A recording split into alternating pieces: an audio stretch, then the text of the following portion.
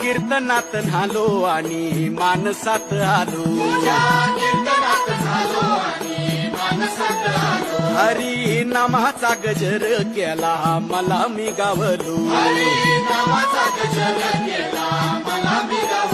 जन्म झाला वारकरी बात समजली खरी. देह देवाची पंढरी विठू मनाच्या गाभारी. श्वास झालं जपमाळ मन चिपळ्याने टाळ.